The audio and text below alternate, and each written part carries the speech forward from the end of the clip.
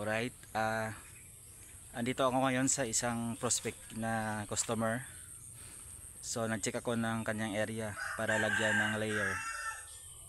So initial, nag-order si ma'am ng 4 na set ng manok tsaka cage. So dyan niya ilalagay sa kanyang integrated organic farm.